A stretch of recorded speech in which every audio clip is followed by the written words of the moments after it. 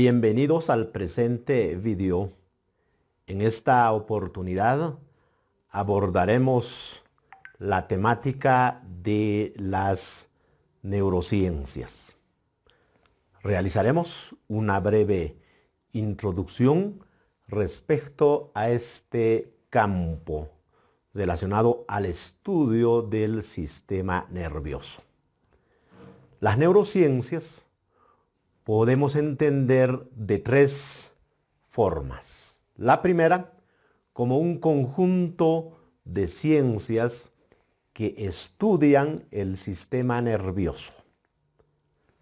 Una segunda concepción respecto a este tema, como el estudio científico que relaciona la neurobiología y la psicología. Y un tercer elemento, la neurociencia como el estudio de la estructura, la función, el desarrollo y las diferentes patologías del sistema nervioso, es decir, del cerebro. A partir de ello, las neurociencias tienen los siguientes objetivos: el de investigación, de explicación y de aplicación. En relación a la investigación, su objetivo fundamental es el de describir la organización y el funcionamiento del sistema nervioso. En relación a la explicación, su objetivo explicar la filogenia, es decir, orígenes y relaciones respecto al cerebro humano, fundamentalmente cómo se desarrolla el cerebro humano desde que uno nace hasta que uno deja de existir. Y en relación al objetivo de la aplicación, está relacionado a aplicar los conocimientos científicos para comprender, prevenir y curar enfermedades y patologías del cerebro humano. A partir de ello, las neurociencias fundamentalmente estudian cuatro elementos importantes. La primera, las funciones del cerebro humano: la cognición, la memoria, la motivación y las emociones. Y por supuesto que estos cuatro elementos en relación a las funciones del cerebro tienen que ver con todo lo que hacemos en lo cotidiano y en lo científico, es decir, el descubrimiento, el conocimiento, el aprendizaje y la investigación. Un segundo elemento, la neurociencia estudia las estructuras, es decir, cómo está estructurado el cerebro humano.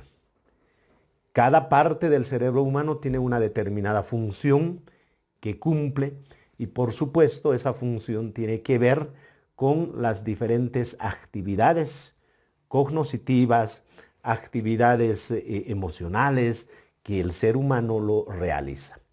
Las bases moleculares, un tercer elemento, fundamentalmente está relacionado a los neuroquímicos que desarrolla el cerebro humano, el funcionamiento de las neuronas, cómo se generan los procesos de aprendizaje, de pensamiento en los seres humanos, y el tema de las diferentes patologías.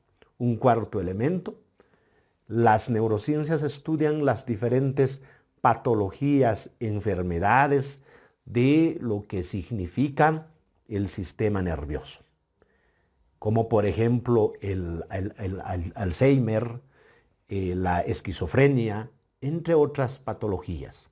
Sabemos muy bien que estas patologías se realizan, o en su caso, se desarrollan en función a la ausencia o, en su caso, a la producción excesiva de ciertas hormonas o, en su caso, de ciertos neuroquímicos, si vale el término. Entonces, es muy importante que se pueda conocer esos elementos. Entonces, lo que interesa a las neurociencias es la mente, cómo se desarrollan los procesos cognitivos del aprendizaje en el ser humano. Y eso, por supuesto, tiene que ver con la investigación, con los procesos de aprendizaje, enseñanza. Segundo elemento, estudia, y lo que le interesa a las neurociencias son los pensamientos. Contribuye a generar procesos de análisis de cómo se generan los pensamientos en el ser humano. Tercer aspecto, las funciones ejecutivas, cómo se desarrollan las diferentes funciones ejecutivas en el ser humano. Y finalmente, lo que le interesa a las neurociencias son las emociones. ¿Cómo se generan las emociones? ¿Y cuál es el papel fundamental de las emociones en el comportamiento del ser humano, en el aprendizaje del ser humano y, por supuesto, en los diferentes procesos cognitivos que desarrolla el ser humano? Ya decía el doctor Francisco Mora, educar sin saber cómo funciona el cerebro es como querer diseñar un guante sin haber visto nunca una mano.